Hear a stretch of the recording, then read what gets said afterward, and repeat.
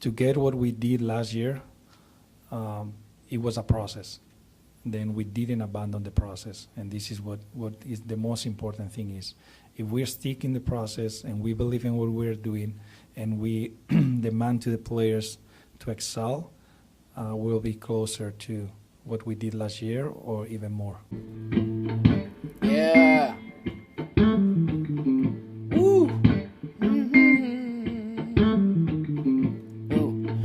Third Degree, the Third Degree Net Podcast. Third Degree, the Third Degree Net Podcast. Third Degree, the Third Degree Net Podcast. Third Degree, the Third Degree Net Podcast. Third Degree, the podcast, is brought to you by Soccer90.com. Right now, Third Degree listeners get 25% off when you shop at Soccer90.com and use our code Third Degree at checkout. FC Dallas gear, national team gear, international gear. Soccer90's got everything. Jersey, scarves, tees, you name it. All the clubs around the world. Third Degree, 3RDDEGREE at checkout. 25% off. Limited time. Some exclusions may apply. Well, hello, FC Dallas curious fans. Welcome to episode 193 of Third Degree, the podcast. My name is Buzz. You may know me more commonly as Buzz. I'm hosting today. Joining me is none other than my English friend, Dan Crook. How are you doing, Dan? I'm good. You may know me more commonly as Dan also. Or Daniel. Oh, yeah, that too. Not Danny. Never Danny. No Danny? Okay. No. Peter Welton will be rejoining us next week, which makes for a smoother and more professional broadcast. Yes. Special thanks again to Owen Newkirk for filling in on two of the podcasts. I didn't want to abuse him, but I thought there were a couple of occasions where it was nice. He's a professional as well, so it helps us clean up the broadcast and make it a good broadcast like I'm doing a show. Can we just say that I got to say you did a great job on editing the end of last week's podcast, because Owen did the greatest Irish goodbye I think I've ever heard. To the point where Owen hangs up and Buzz just goes, "I thought we were still podcasting." Yeah, we did like 10 minutes on something I thought was a weird topic to segue to. I guess that I realized that we were done with the show, so I went back and found an edit point to get us out before that topic. So, yeah. So that's why there was no whisper or anything last week. There was no whisper. Had no idea. Yeah. I was like, oh, I guess we're done somewhere in that last little bit. But anyway, we teased. That is a true story, but he did a great job filling in for us. Owen did. And again, thanks to him for having a good, fun podcast last week. It was so good, in fact, that one or two people actually mentioned to me how much they enjoyed it. So today at training, because that's what today was, the first day of training for 2023, our my 26th season. I thought it was going to be cold, and it wasn't. It was joyous to be out there. There was later a press conference that we're going to get into with Dan Hunt and Nico Estevez and Andre Zadana, the three-headed monster that leads this franchise. And we're going to talk about all that stuff. And there's also some news this week. We're going to start with the news, Dan. We learned in the press conference, in fact, that at the end of last season, Andre Zanata sat down with Franco Jara and explained the midsummer contract issue, how complicated that was going to make things for FC Dallas. And if he found some other team that was interested in him, to get back to Andre, and they would do their best to facilitate him. And that turned out to be true. They found a team in Argentina, his hometown, as I understand it. Belgrano, yeah, where he's been wanting to play his whole life, and that's phenomenal for him. And so interesting, Dan, that they started working on this idea at the end of last season, and what a benefit it is for FC Dallas to have cleared that salary off of the cap. Yeah, like you mentioned, Andre said they sat down in November. If you want, we've said a bunch of times, to exhaustion almost, what a great pro that Jara has been for some of the younger guys and that. And, he and his agent have had to put in the legwork to go and put himself out and find a team to remove himself from the roster and the salary and that DP designation to allow FC Dallas to maybe work in some of its transfer plans. So good on him. Yeah, we have talked to death what a good pro he was, and this is another example of that. And it was interesting to learn that Dallas was ahead of this idea. Again, something else that came up in the press conference is Zanata, in his introductory comment, I think it was, mentioned that they began working on the moves they want to make between seasons, well into the previous season. So it's been coming for some time, that idea that they would try and approach Frank O'Hara about moving on. And again, it's just about the contract that was the problem. I think if he would have been on a small, veteran kind of number, it would have been much more palatable. But, at the same time, at his age, is necessary to move on in a league that is a track meet league like MLS is. Having that designation last half a season is always difficult, because you're either going to go you're going to go half a season without a DP one way or the other. At least this kind of gives you the time to work on it and know that you've got that in your back pocket if a move develops. Yeah, the other piece of news is that we have finally seen the club sign a center back. Now, in my opinion, this is what Nico referred to as the fifth center back, even though there are not currently 5 center backs on the team. The point being that this is a young developmental center back. His name is Amet Corsia. Hopefully I'm getting that mostly correct. The quite interesting part is that he played for Solar. So he's a local kid. He's from Arlington. And he spent some time in the Czech League, I believe it was, and Croatia as well. The bottom line is, to me, this is a very salty, savvy move to go out and get a young, developing player that can fit in the bottom part of your roster on a good budget, provide you that insurance. Fifth center back, I call it. Nico call it that as well, even though we don't have the front four yet. So Dan, a clever move, isn't it? I mean, this is well done to get a guy that's a domestic player to fit this role without going through a draft. Yeah, I think it's one of those like low risk, high reward almost moves that the Hunts love, at least. He spent a few years in Croatia, so he's got that. He's had a lot of the adversities that come with kind of going to a foreign country, foreign language, everything else, dealing with that. So coming home you'd hope, be a walk in the park. But in terms of his development, not a strong league. He was a reserve team player, played 3 first team appearances. So don't you temper your expectations. Don't say, oh, it's a guy from Europe, yay. But someone who is in their development and maybe come into MLS and making benches and getting some second half minutes is gonna go on to some good things, and could he's a 1 year with 2 option years, so that's always the deal where it's like, okay, we're taking a gamble on you, we're going to see where it goes, and sometimes you get some good results from that. Yeah, he left Solar to go to Dinamo Zagreb in 2019, went to their academy. So he was a teenager when he did that. What that adventure must have been like, even if he was a guy who had some sort of connection to that part of the world, which by his name, perhaps he did.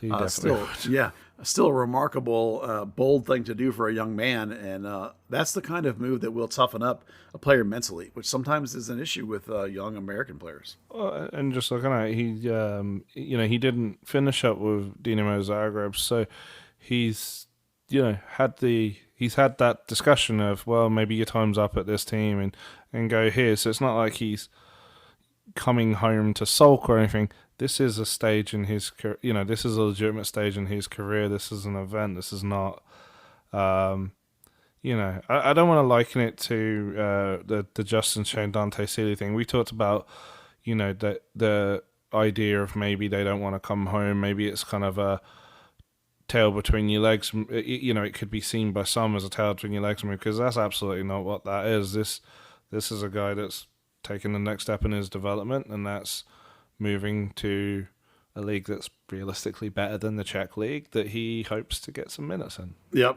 Well, the next thing that happened was this morning, and this is not necessarily news per se, but it was the first training session of the season.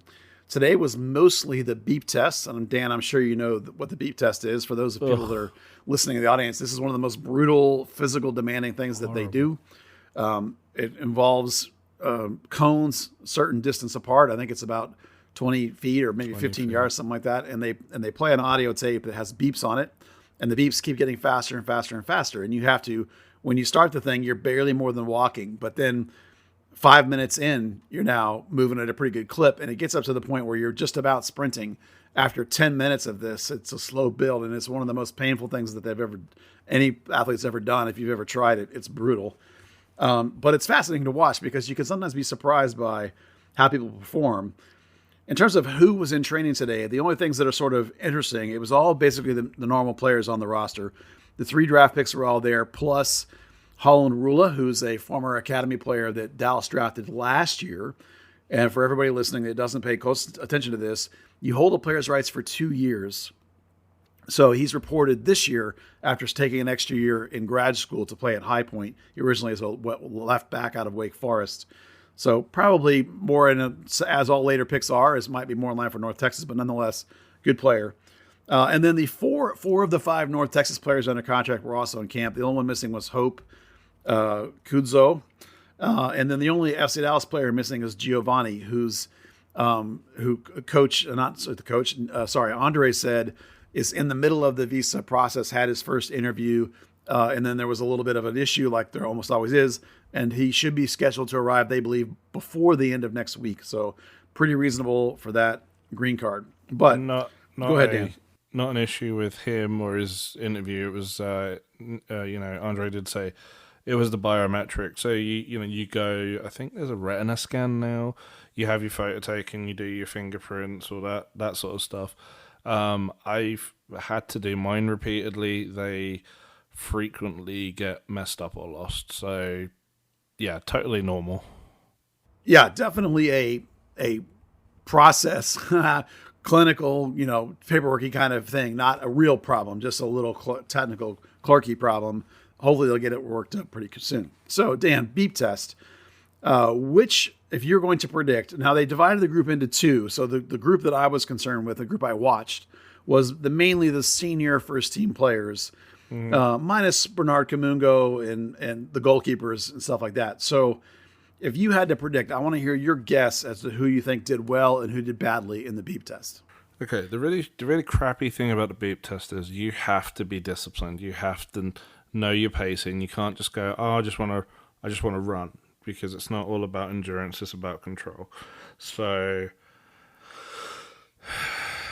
I'm going to say Ariela's out, Paxton's out, Brandon's out. I'm going to go with... This is like the thing that James Milner would thrive in. Crap, I don't know. Well, I will tell you that I was standing with a PR type person, and we had a little informal guess game, and I guessed Paul Areola. And I was actually surprised by who finished last. You have a guess yet, Dan, on who's good and who's bad? From you saying that, I'm going to say Paul Areola last. I'm going to say possibly... I wouldn't be shocked if Jimmy Maurer was really good at that, or legit. All right, well, Jimmy Maurer was in the other group, and I didn't see him. But of the field players with the senior team... Quignon. Coming in last place by a long way, fell out, and then 5 more things went, and then for the next person fell out. Hader Obrian. Yeah, I can see that. Apparently he missed the memo on being game fit coming into camp because he was way off the mark in terms of bad. It's hard though. It's I'm sure if it was just doing shuttle runs, he'd be fine. But yeah. It's that you've got to control your pace. You've got to pick up a tiny. It's the reason that no one likes to do the 200 meter sprint, but everyone loves the 100 or 400. Yeah. You don't know where you start sprinting. You have to control yourself. Yeah, this is a thing that Dax McCarty was always amazing at, the beep test back in the day, which surprised me the first time I saw it. He was a rookie. He won it. It was amazing. All right, finishing in third place, to my surprise and to my excitement, in fact, Brandon Cervania. Wow. Third place. Now, Paxton was in the group that fell out just before that. So he was right at the end. He fell out. Palmacol did. He was one of the last half of the players.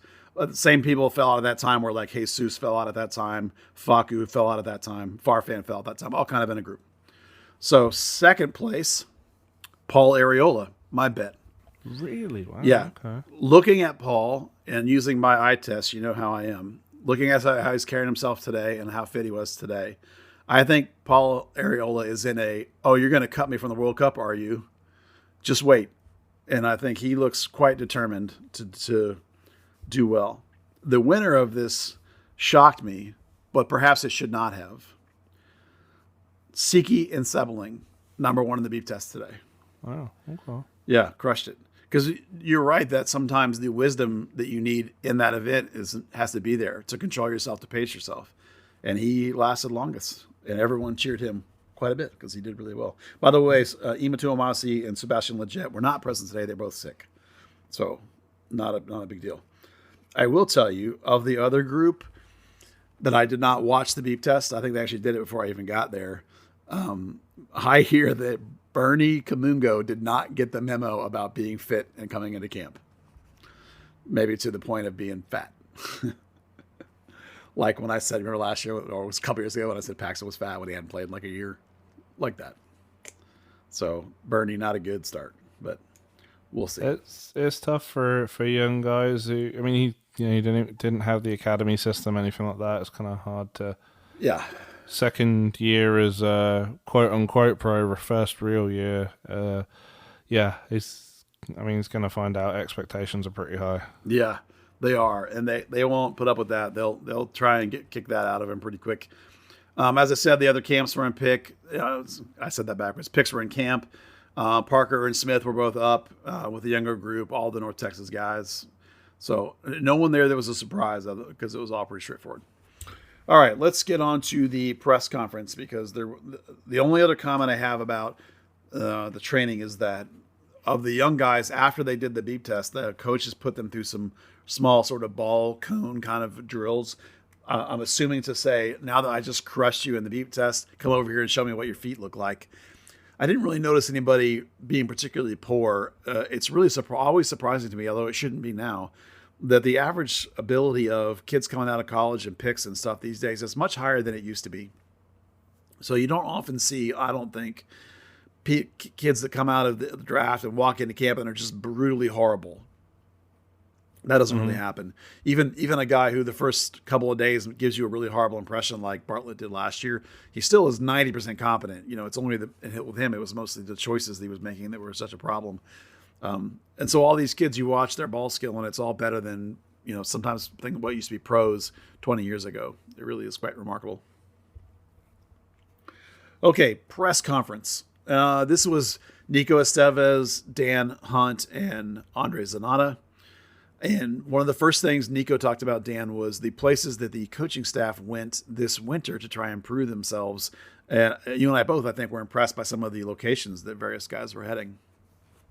Yeah, absolutely. I think, start off with Peter Lucine, naturally going back to France. Talked about, I always forget his name. Sacabeyo is his surname. One of the coaches who went to Barcelona and Espanyol, so stayed in Catalonia. And then Nico himself traveled around quite a bit. I think he said he took in some time with Man United. He went to Wolves. Is it Lopetegui is the new manager, the one who was briefly the Spain manager.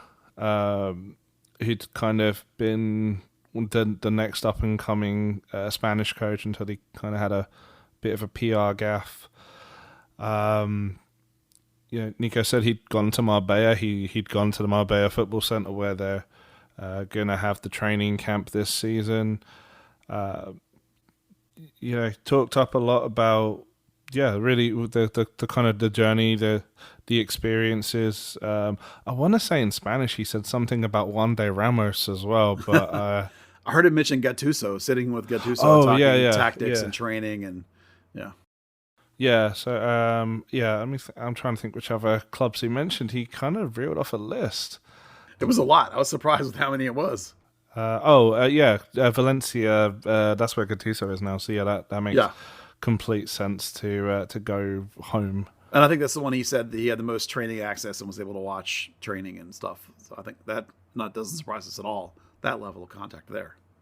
No, absolutely. But I mean, it's so impressive. I mean, I remember last year he was talking about trying to do something with Mikel Arteta as well. So just to kind of see those sort of things followed through, I don't remember. I don't think we've seen that before here. That kind of level of club as well. That level, Lucci was always pretty proactive about doing stuff, but the level that they reeled off for this one is pretty exciting in terms of, where they might be looking for models and influence and tactics. So it is pretty inspiring. Dan Hunt in his opening statement said the kind of things that you expect him to say, win championships, blah, blah, or, not satisfied, et cetera, et cetera. Andre Zanata, same sort of thing, happy with the roster. Andre plays it close to the vest. He doesn't give you a lot of details on exactly what they're looking at. And we're going to come back to that in a minute, actually, when we talk about needs. But just some general opening statements from those guys that I thought was pretty normal and nothing stood out to me.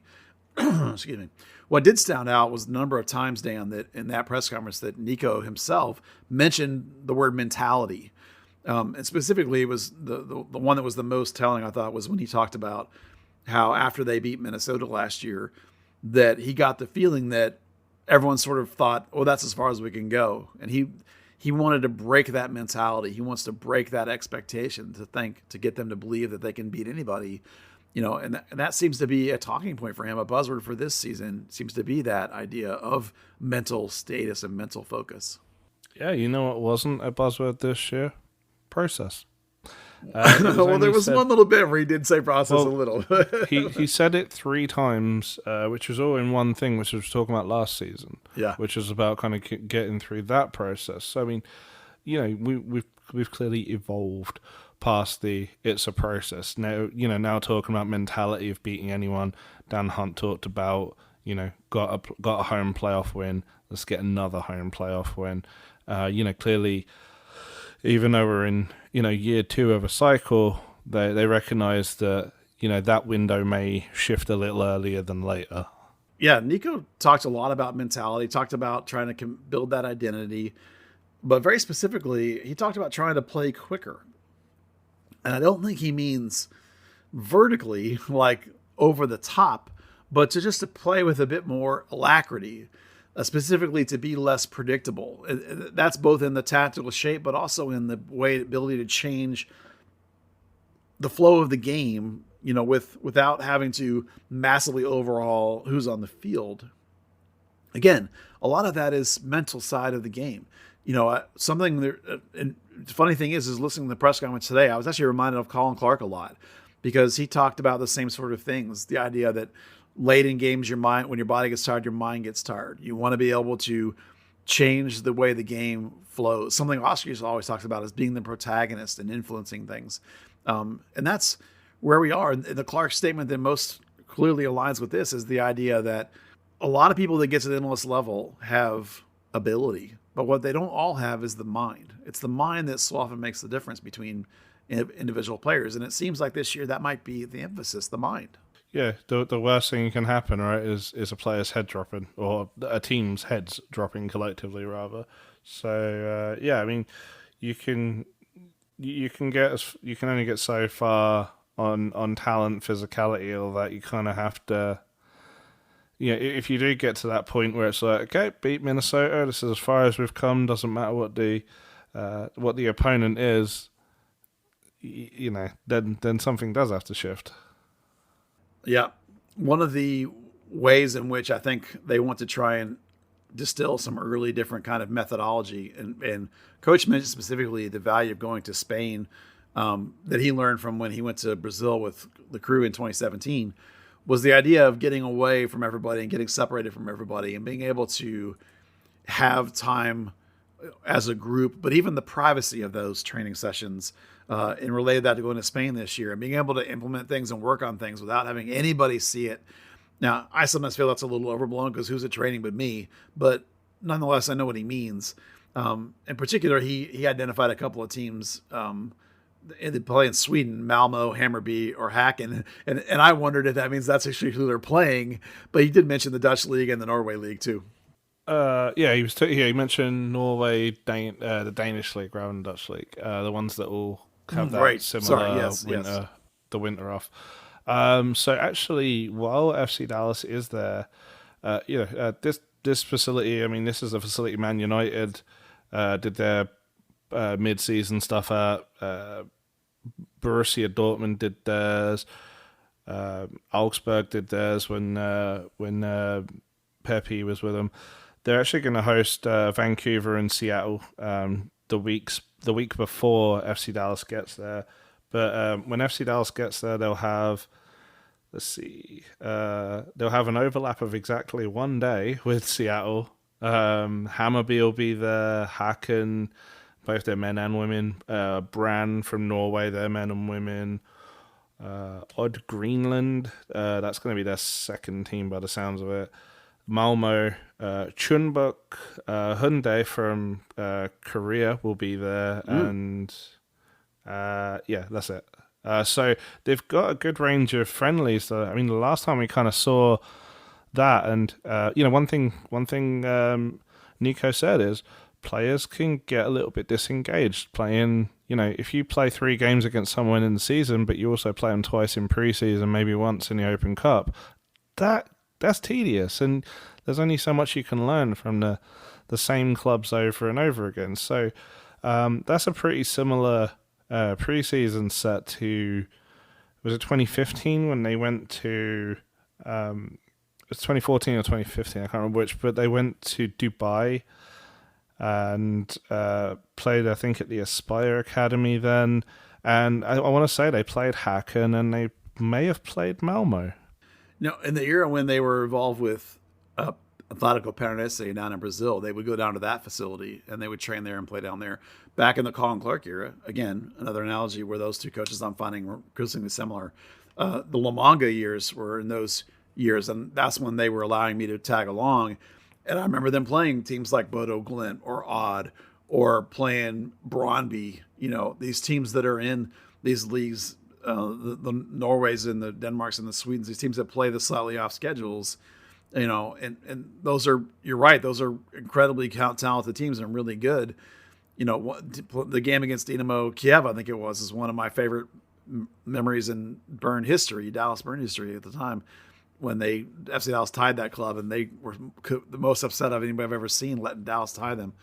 Those kinds of moments, those bonding moments, those teams that are unfamiliar, the styles that are unfamiliar, players that don't know each other, they don't know Dallas and Dallas don't know them, and you have to read the game and adapt to the game. Just invaluable mental side of the game in those situations. Well, you mentioned La Manga. La Manga used to be the go-to European destination training place. In summers it was booked out for the whole time for the really big teams, and obviously all facilities age, and Marbella Football Center has kind of taken the mantle as that now. So I mean that's a great get to get booked in there. Wish I was going. Me too. What makes it worse is from home. It's like £20 to fly there. Yeah, I know. Yeah, that would be fun. Okay, so I tried to corner both the coach and Andre on the idea of a center back, something we've suggested was a need for quite some time. Andre did not feel like being pinned down on whether they were actually interested in a center back or whether it would be now or this summer. I did ask Nico to talk about what kind of profile they were looking for, since he probably would not want to say specifically who they looked at. And he mentioned, some of the words he mentioned were leadership, mentality, again, physical and strong, of course, because of this league, but experience, helping have a mindset that could help late in games and also help young center backs grow. Although we only have really one center back around here, Nkosi, although the new kid is also, something, but we'll see whether he's real or not. But again, they both talked about how there were other positions perhaps that needed improvement as well, deflecting a little bit from what I would have said was the number one need still at this point. Interesting, Dan, that they kind of are, at least publicly, slightly backpedaling. Is that just coach and TD speak you think, Dan, or is there still a pretty glaring need at center back? I think this is a bit coach because clearly a need. They're talking about the summer. If Nico even is referring to Corsair as the fifth centre back when they've got four, then they're either planning for someone to come in, they're just trying to be coy, or they're just trying not to get rushed and say, okay, we are bringing someone in the summer, and what we have until then is what we have until then. There clearly is a need. As good as Ibeagha could be here, you've got to look at it on the surface, and that is a guy that's not been an MLS starter. Doesn't matter how good the team is, how bad the team is, hasn't been an MLS starter. Now you're bringing him in, and then you're saying, okay, now he starts. At the same time, you've got somebody like Jose Martinez, who's had the problems that he's had. They've been pretty open about. Are you saying those have gone now, and that you don't need an additional player? Yeah, the thing with Ibeagha is, and I would agree, he's probably playing the best soccer of his career, but he's going to be 31 in 10 days? Yeah. 8 days. So, again, a guy that you like the look of in terms of filling a leadership role, a veteran role, a depth role. Are we ready for Nicosia to start? Probably. I'm ready for it. Is he going to be the guy? We hope. Is Martinez able to hold up 90 minutes every game? We hope. That's a lot of hope. So that's why we talk about the idea that there needs to be another center back in there, hopefully one more in the prime dominant player. I'll jump ahead a little bit, and I'll say when I did talk to Nico one-on-one later, he did confirm again, yes, center back. And I'll talk in a bit here about what else he told me, but let's keep going with the press conference. But overall, there definitely is a message from Zanata and Nico that, moving Franco Jara off the thing gives them the options and ability to do some things.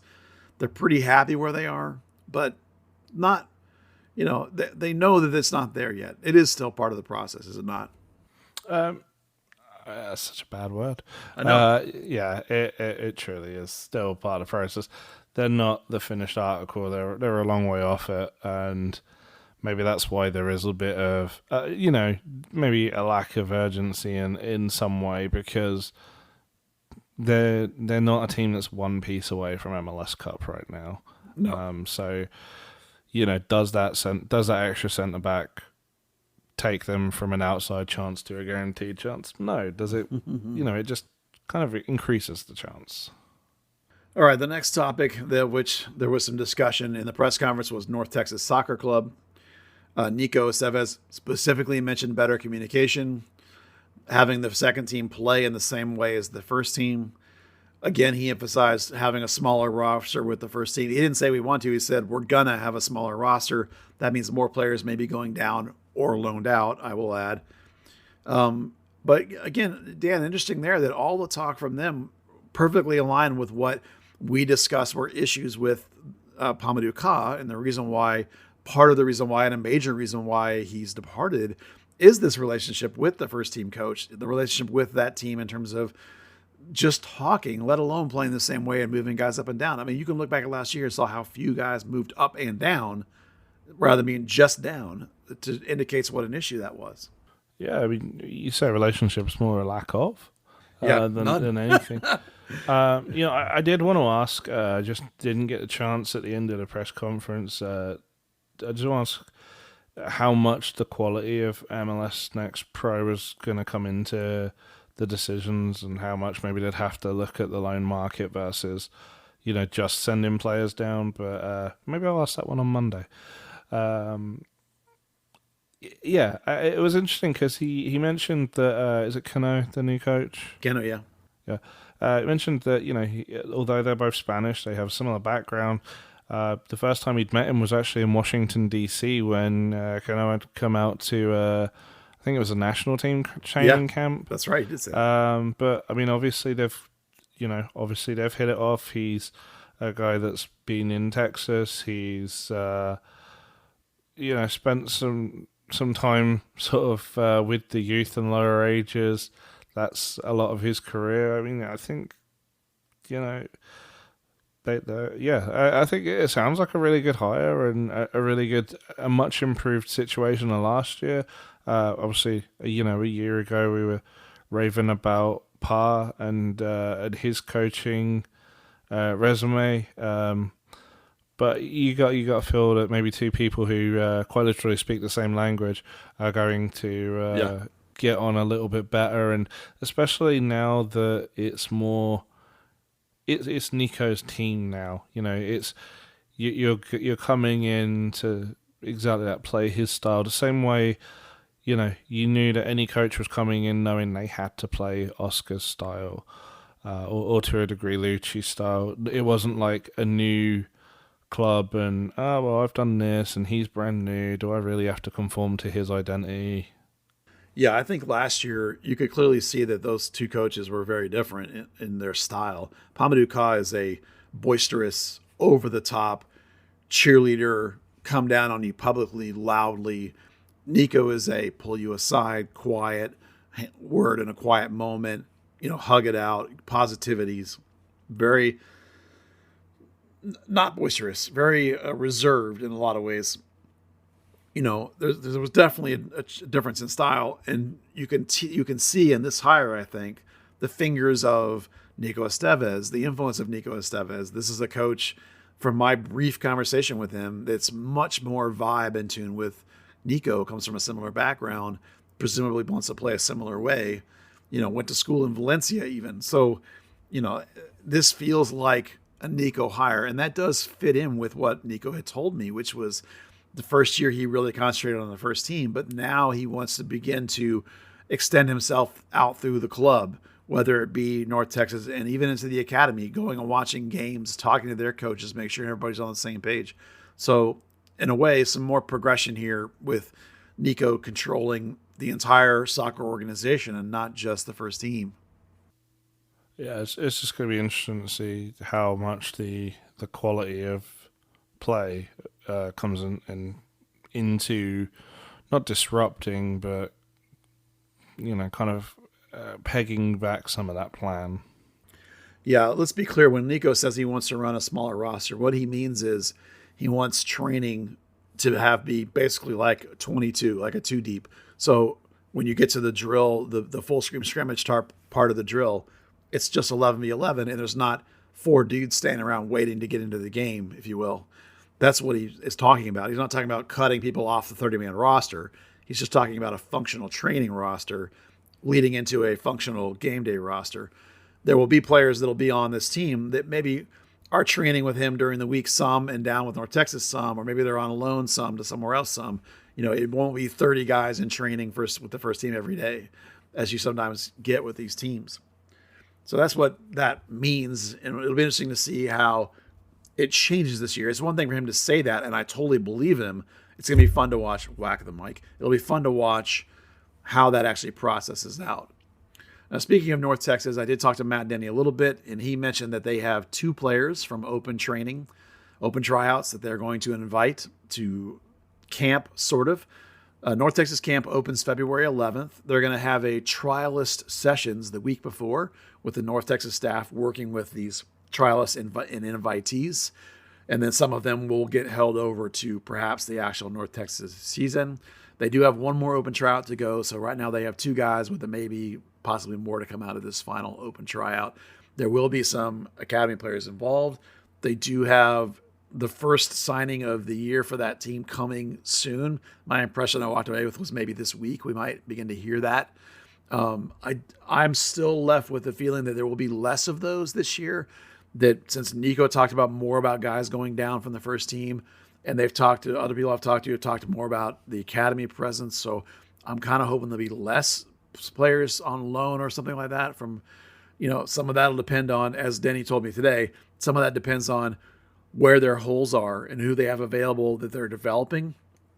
If they know they're getting a guy from the first team more, if they know there's an academy guy that's in the right place to be with them quite a bit, then that they can look at that and say, where are our holes we have to fill with players from the outside? So you're going to see over the next month and a half until that February 11th opening of camp, you'll see that roster begin to fill out some. And fun stuff that's for you and I, Dan, and for us more hardcore soccer geeks, it is fun to watch that all come together. Absolutely. Yes, it's great to get those stories like a Bernie. But it's good to see something developing in general. I think both Bernie and Torres, who's the high school age striker from down near McCallum, I think is kind of the neighborhood that he is from. I think those two players probably make them feel a bit better about this. Not that they weren't before, but seeing those guys pass through to the first team, as Matt Denny called it today when I was talking to him, proof of concept that you can find these local players and progress them through. Or you can go find Adam Mulatto, who's more of an international guy, but yet is still also 18, progress him through to the first team. And how important that is to prove that methodology works, that pathway works. That may be a little bit of a game changer for that club to see if there's other people that might now be interested in that as an idea. These diamond in the rough type guys, whether they be local or domestic or foreign, they might want to jump in there now that they see this pathway is actually working. Well, I think especially locally, because you had a lot of people that would kind of stay away from FC Dallas as a youth player, and then took maybe the attitude that Dallas they ignore anything outside of Frisco. No one's going to scout South Dallas. No one's going to go to Fort Worth, and we're seeing not only that, but we're seeing Bernie was Abilene. Yeah, there's a concerted effort to at least get eyes on people, which is a big deal. It's been in the works for quite a few years now, really, even before they started doing those Louisville training days. They're talking about agreements with Arlington Soccer Association and some other ones in the area. They're making moves, positive moves to find these players who, they're not a 15-year-old from Sola or a 19-year-old from Columbia. That they are kind of looking around, just in those more hard to reach places. Yeah, Paulo Torre, by the way, is the kid from McAllen, as well as mentioning. He's a striker. He signed with them out of high school. Kid from outside the academy system. And my first introduction to him was a scrimmage game, North Texas versus FC Dallas, when he and I think it was Matt Hedges actually kind of stood up to each other, and that kid didn't back down. And I thought, whoa, that's a mentality for an 18-year-old kid who's never played above, a sort of rec non-academy. I mean, high level, I'm sure, but still, what a mentality that is, man. I right away that noticed that. That's a kid playing. That's a kid playing for a job and someone that you want to give a job to. Yeah, absolutely. All right. So at the end of the press conference, I talked to Nico a little bit. We talked quietly about what kind of spots. He said yes, center back. Obviously, he mentioned the 9. Of course, Franco Harris departed. They're probably, in my mind, the way you structure a team, you want 3 of those. He probably sort of feels the same way since he mentioned it. But he did say that there's other spots that they're looking to upgrade. And he sort of reaffirmed this idea that they're constantly evaluating the roster. And anytime a guy comes up to them, or in terms of, I don't mean like walk up to them, I mean it comes up, it's presented to them as an option, or they go find a guy as an option to upgrade the team, they are looking to upgrade the team. This professional soccer is a brutal sport in that sense. And the roster's constantly overturning and revolving. One of the big buzzwords today was complacency. And this came from the press conference. And Nico said the thing that'll kill you more than anything else is complacency. You can't be happy with what happened last year. You have to throw that out and be determined and focused and know that last year wasn't good enough. And that's true up and down the entire roster. And I think this current group believes that everywhere in their team, if they can improve a guy, it doesn't matter who you are or how you got here or what you're getting paid. They will get you out if they think they can get something better. And that is both refreshing and amazing to hear. Yeah, I mean, there shouldn't be any place for sentiment in that aspect. And I think one of the things that drives me nuts is when people talk about, we need to get someone in for depth. Don't get someone in for depth. Improve the starting position. Let one of the starters be the depth. Yeah.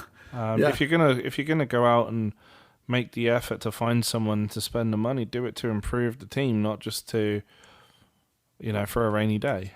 Yeah, I don't think I can predict who it's going to be, but it will not shock me if at some point this season, a person that we feel is entrenched as a starter, the team will go out and sign a player to replace them and bump that person down to the depth. And you could be anywhere across the board. We talk about Martinez, right? Could it be Farfan? You can get a better player than Farfan. Could it be the linking eight, whether it's Paxton or Brandon? You can see players around the world that are better than that. Now, they're pretty expensive.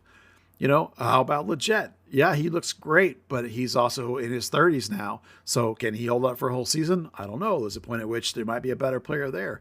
Alan Velasco, we love the way he looks. Is there a player that could be better at that spot? I mean, sometimes it might be pricey, but what if there's a 9 out there that's a world beater that wants to come here, and then all of a sudden Jesus is an off 10 or a free 8, and then Legett's on the bench again. There are ways, and I've come to think that the way this coach and also Andres and I look at this team, that there is nobody that's safe. If Matt Hedges isn't safe, nobody is safe. And if they go, I think there'll be a time this season where we'll be shocked that they go out and get a player and bench somebody. I don't know who it's going to be, but I'm betting on that. Speaking of Hedges, it was nice to hear all three of them, with put on record their thanks and everything and their best wishes to Matt. I mean, you've seen so many players leave here in a disgruntled manner and even greats see some bridges burned. So to see all that for Matt was very positive. Yeah, it was. I really liked hearing that. I think that there's an open door there because Matt Hedges has expressed to me an interest in someday coaching the academy. Granted, that was 3 or 4 years ago we had that conversation, but most people in the organization feel that that's true. And I think they want him to come back someday. He is an asset for this organization, I believe, past the end of his playing days. Now, the other thing I talked to Nico about, I said, listen, where do you think this team is, right? You're not going to tell me this team is better right this minute than it was at the end of last year. And he said, no, it's the same. We're right now the same as we were at the end of last year. But we have guys now that are settling in. Sebastian Leggett feeling more comfortable. Guys that are going into their second year, like your Areola. Guys, and again, something we talk about all the time, your young core should progress and take a step forward, whether that's Jesus, whether it's Paxton. I would include Farfan in that conversation. I would include Evan Cerrillo in that conversation. At right back, is it Tuamasi or Giovanni? Some of that should take a step forward. I'm expecting Nkosi Tafare to take a step forward. Even Martin Paz is nowhere near the age of a prime of career for a goalkeeper. That doesn't come till almost 30, and he's only, 24, 25. So there's a good core of this franchise and this team that will improve over this year. But he was quite open about the idea that, we're at the same place we were at the end of last year. We've cut away some of the pieces we weren't using to shorten that roster. And we've given ourselves some flexibility with the Franco Hara money, with the other spots they've opened up, that they can do some things when they find the right piece. All right, Dan, I think that about covers the press conference. In other topics, the NWSL draft was this week, and I believe there were 3 players from the local area selected. Why don't you tell us a little bit about what happened in the draft? Yeah, absolutely. So second or third year in a row, a player from DFW, a player that has come through FC Dallas in some way, shape, or form, has gone in the 3rd round. Reina Reyes, who came through the FC Dallas Youth System Academy, went to Alabama. She's on the Mexican national team. Fantastic player. Primarily played right back. She plays quite a bit of left, which made her a pretty attractive proposition for NWSL teams. Also plays defensive midfield. Pretty solid 6. She went 6th overall to Portland. So she will be a team that's going through some interesting stuff now with matey boy, delete the tweet guy, selling them after some unfortunate accusations that have gone on with a previous coach. But I mean, you've got some quality in that team. If you're a fullback, having Crystal Dunn as a teammate is a pretty solid one to work from. You've got Lindsay Horan, Janine Becky, Sophia Smith, Christine Sinclair, Becky Sauber, and you've got Olivia Moultrie, the midfielder who was signed at, what was she, 13 or 14 when she signed her deal with Yeah. Nike, and then They had to break the rules for her to sign. yeah, they did, yeah. I mean, it's just, you've got some quality players there. That's a great organisation. You know, they play at the same stadium as the Timbers, and they get a great crowd. I mean, that's a really cool situation to fall into. So, congratulations to Reina. Two other players, you know, we weren't sure if they were going to get more than one in the first round. Messiah Bright, who went to TCU, striker originally with Solar, she was always considered the polarizing figure because she had a record-breaking she'd had a Scores lot record of break. goals. She scores a lot of, yeah. She's been accused of going missing against bigger teams, and the NCAA tournament didn't really do a whole lot, didn't score any goals in 3 games. And she's also kind of turned it on pretty late in her time. It'll be, I think the year before, was it the year before last or this year, she kind of had a so-so season. There was a big risk of taking her, but she's going to Orlando Pride. Incidentally, Chelsea Washington, who was an FC Dallas player, just released from there. So, she will be, although she will hopefully pop up again in NWSL because she was a pretty solid player. You've also got Riley Mattingly. Oh, I forgot the surname. Parker, that was it. Sorry. Yep. Parker was the married name. She married an Alabama, a walk-on wide receiver at Alabama, John Parker. Yeah. So she actually lives full-time in Alabama now. She just played with Alabama FC and WPSL the last off season. She is another solo striker. She kind of came up pretty late. She as a senior, she came off a torn ACL to have a career season. I want to say it was 17 goals, 41 points to set the single season records for Alabama. Again, a risk. A player who's had this one insane standout season. But she went 31st overall to Louisville. She'll be alongside Katie Lund, that's a goalkeeper that came through FC Dallas. Katie Lund actually had this breakout season this year. She played all 22 games. She actually broke the NWSL record for most saves in a season. A good...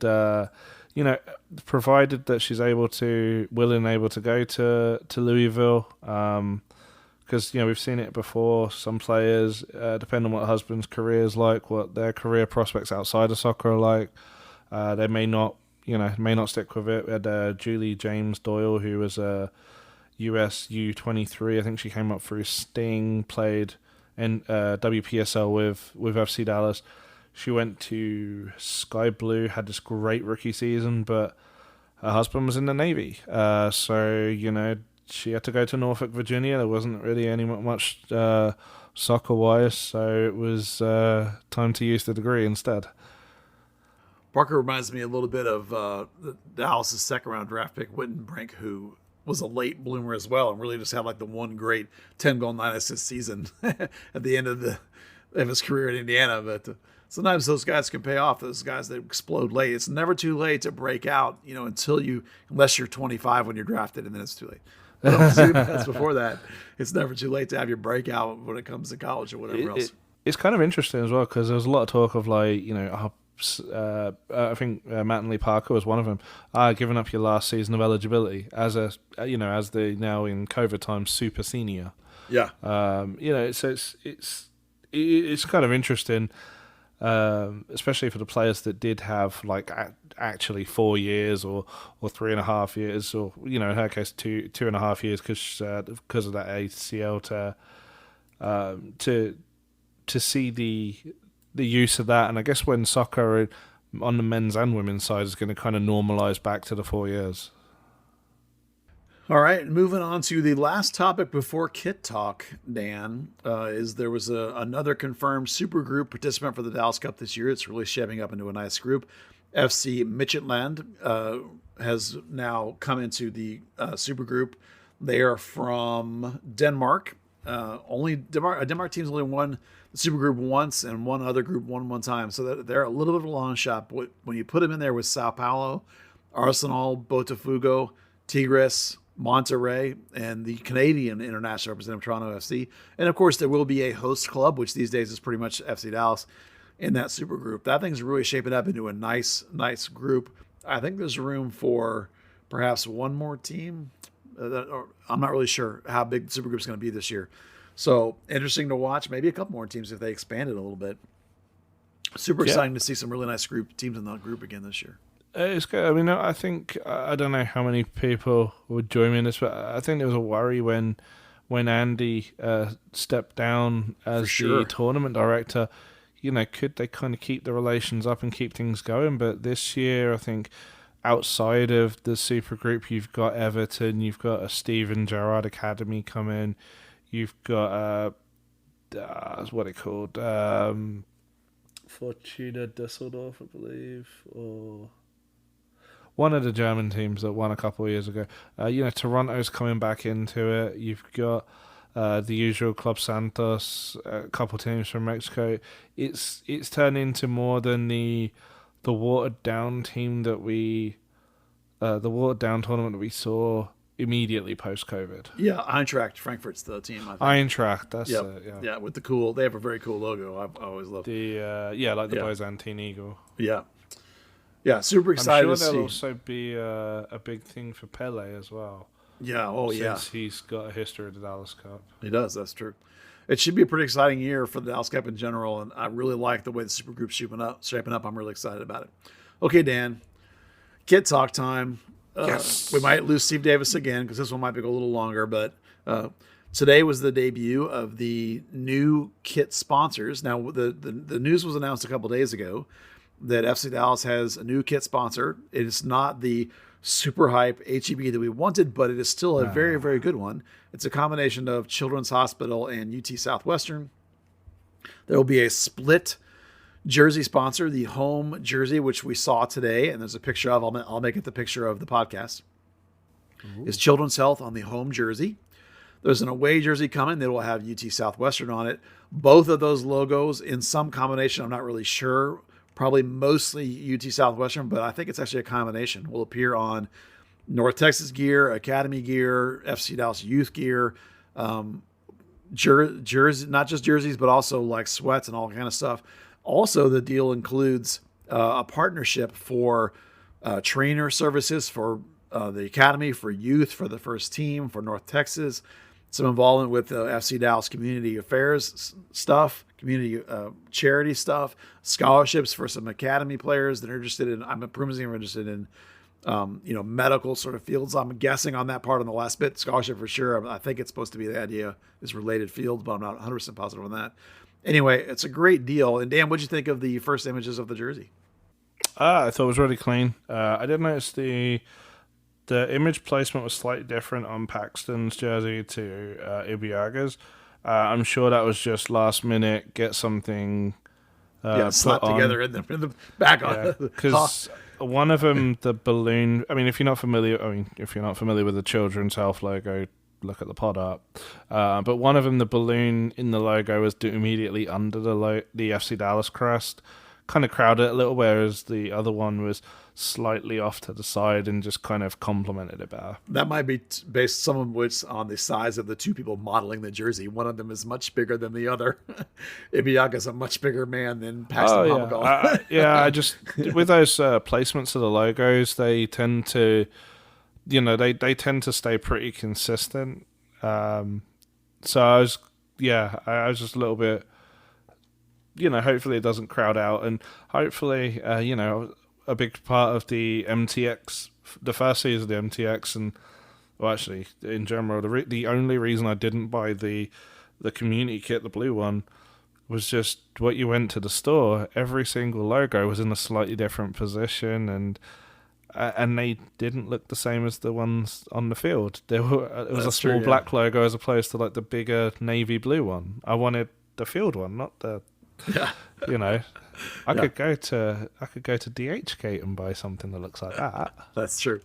Oh, that's true. Well, we know for sure that at the Cocktails and Cleats event, the FC Dallas will debut their new secondary jersey. If you guys are not kept up with the every other year cycles, the red jersey from this last season will carry over with a new sponsor on it, but it's the same jersey as last year.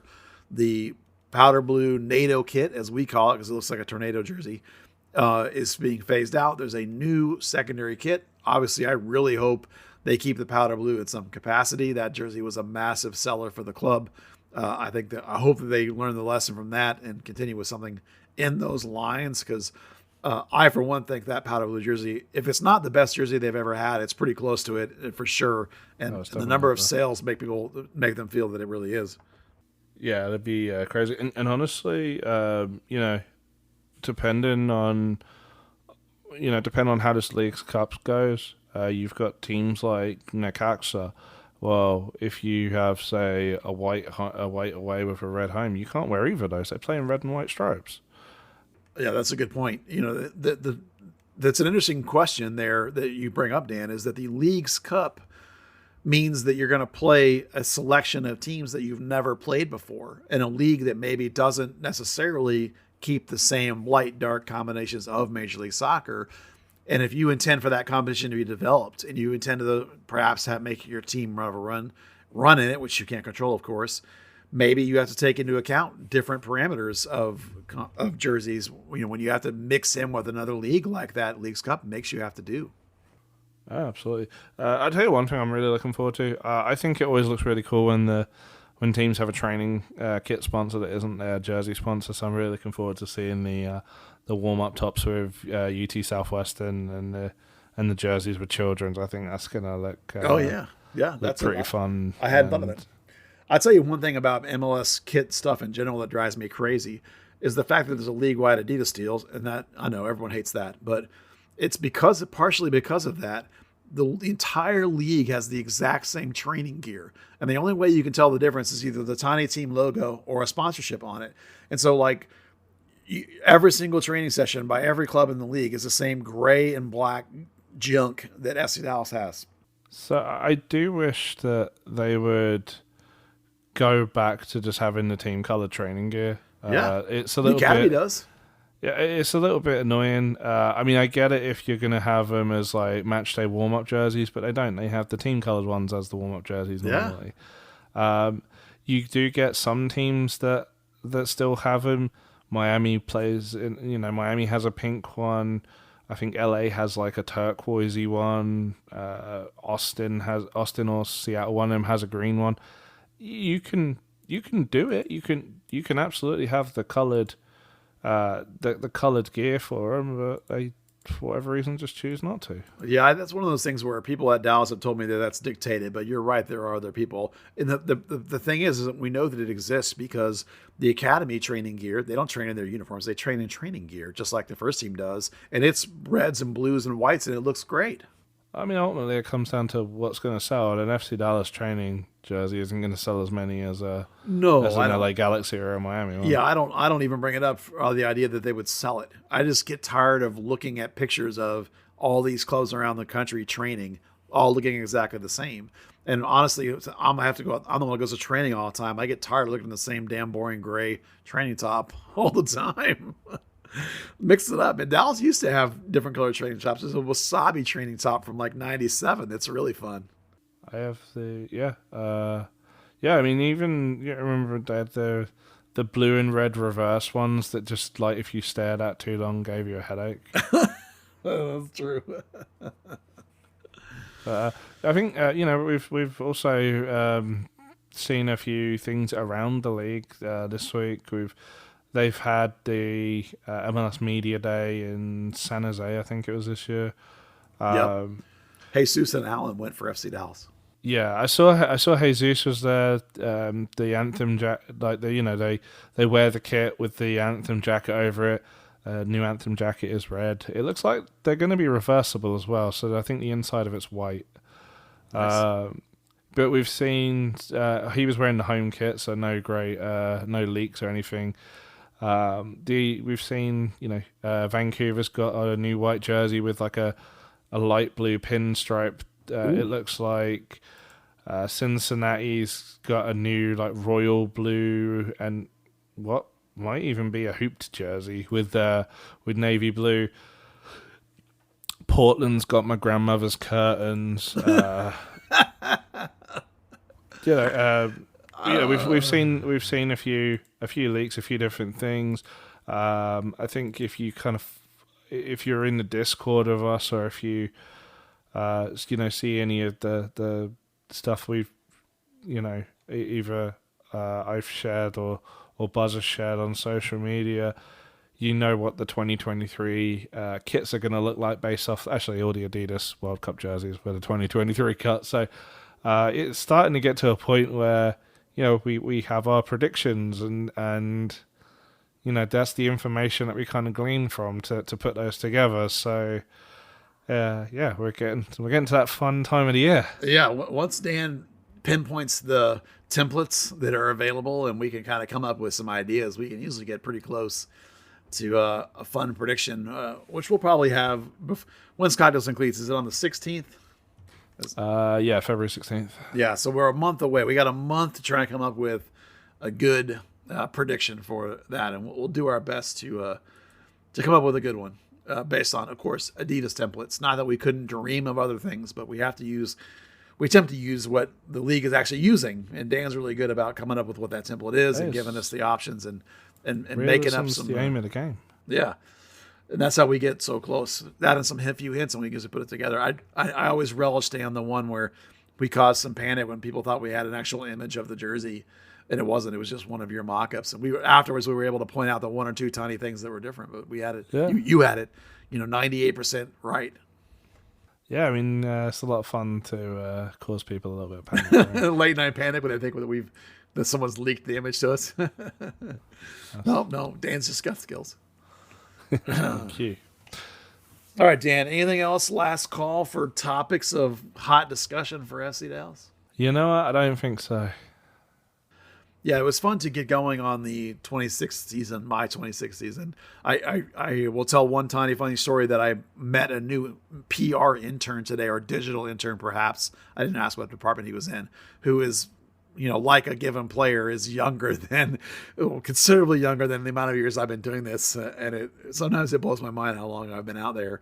And Dan, I feel like you've been with me for over a decade now. So thank you for being one of the very, very rare people, other than Peter, who's managed to make it past even 2 years sometimes is all we can ever keep people around for.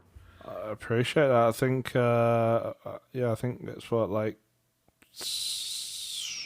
7 years, 6 years? I don't know. There's some time goes by really quickly, but I'm really looking forward to getting out on Monday to practice, and just it's always nice to have that the first time you go out every season. So I'm sure that must be a boring feeling for you by now. No, you would think it would be, but it's not. Especially the beginning of the year, there's a freshness to it. When you see all the faces coming back out and people saying hello to you, and you get the balls come out and you see the guys running around and trying to get fit and who isn't fit. And you talk to the coaches and they give you little tidbits and you can talk about some of their ideas and try and figure out which direction the team's going. And I get a real joy out of evaluating the new players and seeing how I think they fit in and who's going to make it and who's not. And hopefully next week we'll get a lot more ball action. So I'll be able to actually come back with some impressions on draft picks and signings. Really, there's only the one signing, I think, at this point, the center back. But, since Giovanni's not in camp, a player I'm quite looking forward to see what he's got. It'll help, of course, if he was not sick. Third Degree, the podcast, is brought to you by Soccer90.com. Right now, Third Degree listeners get 25% off with the code Third Degree at checkout. U.S. national team gear, FC Dallas gear, international stuff, every club that you could want, they've got it. Check it out online, Soccer90.com. 25% off with our code Third Degree at checkout. Shout out to Paul Ariola for his big fancy wedding, getting him on the front cover of, no, maybe not front cover, exclusive in People magazine. That was just crazy. Unbelievable, that one.